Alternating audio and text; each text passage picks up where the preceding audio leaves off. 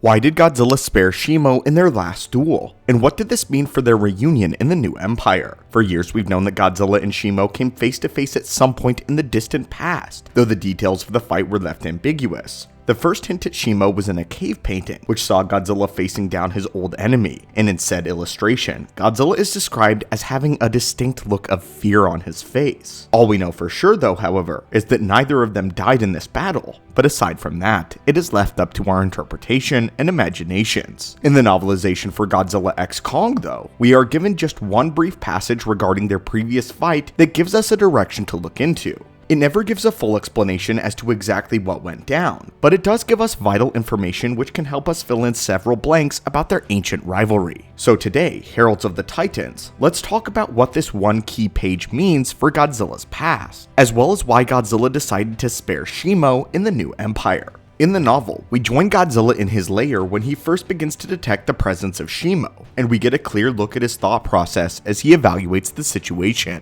which is great since we get next to nothing about Godzilla's thoughts on Shimo in the film itself. First, Godzilla hopes that she is just drifting and will settle back down. According to Godzilla in the novel, Shimo knows her place and will not challenge him again. The operative word being again. Until now, we never had any official confirmation as to who started the fight and who was the reigning alpha at the time. But now we know for sure that it was Shimo who was the aggressor and that Godzilla was the alpha. This tells us that it was Shimo who brought the fight to Godzilla the first time around, and the next few lines expand on this idea. And yet, she continues to move, the novel states, striding across the ocean floor. She feeds on the hot places where the rocks grind together, where sustenance seeps up from beneath. This is a clear reference to the caverns of the Hollow Earth, where Shimo is being held captive by the Scar King, although of course Godzilla does not know this. Another interesting thing to note, again, Godzilla doesn't know that Shimo is being held captive by the Scar King. Despite being an ice-based titan, it does confirm that Shimo also gets her strength from the same geothermal radiation that strengthens Godzilla and allowed the apes and other titans to grow to such massive levels. It also indicates that Shimo was only recently taken hostage by the Scar King, as early as the beginning of the movie.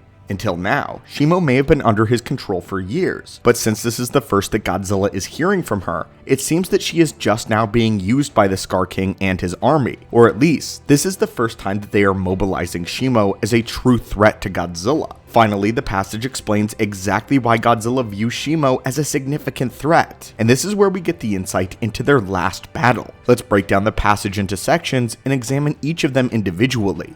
First, the book says this: she is not only healed from their last fight, she is growing stronger, but she is not moving towards his resting place. She does not seek to challenge Godzilla yet, but she will. The threat he feels to her is in sustenance. She will feed and grow stronger.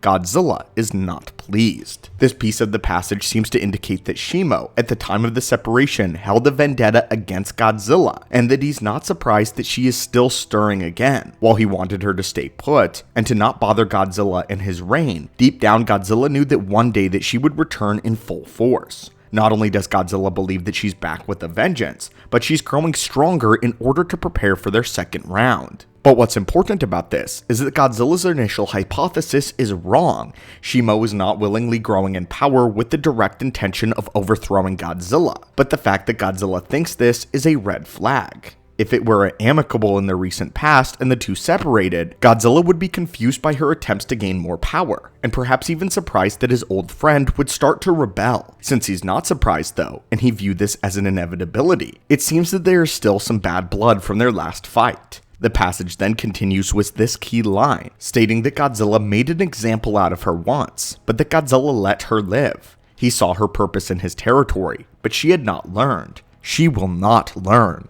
This means that for some reason, Shimo rose up and sought to challenge Godzilla, likely because given everything we've seen, she stands a significant chance at actually beating him. We've talked a lot before about why Shimo is the only Titan who Godzilla regards as a significant challenge, and the only rival that actually puts him on edge, and for very good reason.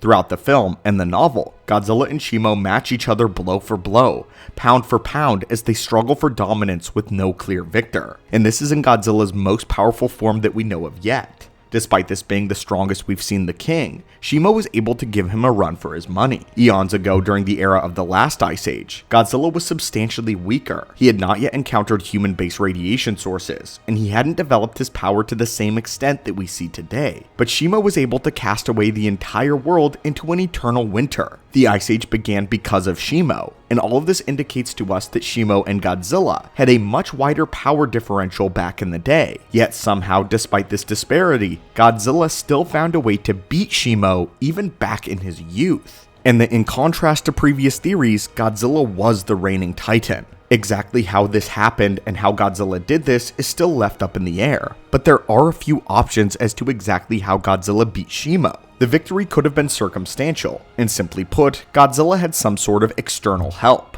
Godzilla is no stranger to outside help, and at several points in the modern age, he's gotten aid from humans, titans, rival alphas, and everything in between. If Godzilla called in the aid of another titan ally, then this may have given him the edge that he needed in order to declare victory. Since Godzilla says he made an example of her though, things get a bit more confusing. It's important to note though that the novel goes out of its way to say that Shimo as well was substantially weaker than she was today, same as Godzilla, simply because she started the ice age that blanketed the entire planet and was likely weakened from this event. This is the greatest feat of strength that Shimo has ever displayed, especially in comparison to her modern day accolades. We propose that the likeliest explanation for how Shimo was able to be crippled is because Godzilla may have found her weakness. We know that Shimo is vulnerable to pulses of Hollow Earth radiation, and this is what the Scar King does to rein her in. We also learned that Great Ape technology allowed them to harness the power of the Hollow Earth, where they were able to use the Gojira scales, just like the ones we find with Godzilla himself. The Scar King may have used a Hollow Earth crystal, but there's no reason why Godzilla shouldn't have been able to recreate this same thing. Though again, this is speculative and not officially confirmed, but it is revealed that Shimo does have her weaknesses. There are a few questions though left to answer. First off, why didn't Godzilla just do this again in Brazil or in the Hollow Earth when he found Shimo? For this, we have a few possible answers. The first one is that Godzilla understood that the Scar King was now controlling Shimo, which he learned from Mothra when he broke out of his rage. Since Godzilla knew that Shimo was an unwilling participant, he may have just been trying to keep her at bay long enough for Kong and Zuko to destroy the crystal. Important to remember is that in the past, Godzilla was able to reign supreme against Shimo and made an example out of her to the rest of the Titan community, essentially cementing his place as the Alpha.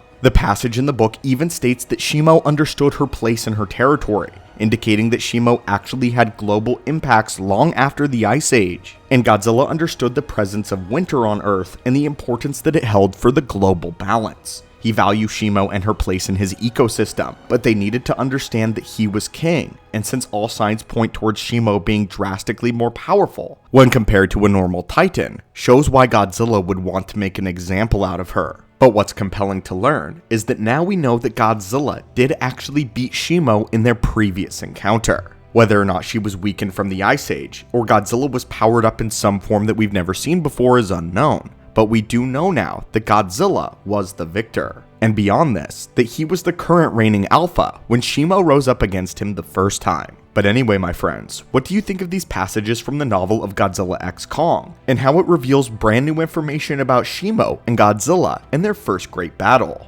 Did Godzilla truly win a fair fight for the first time? Or did he exploit some sort of weakness or have help from other titans? How could a younger Godzilla stand up to someone as powerful as Shimo? And was the victory completely legitimate? As always, my friends, thank you so much for visiting the channel today. I hope you're having an amazing one, and atomic blast that subscribe button.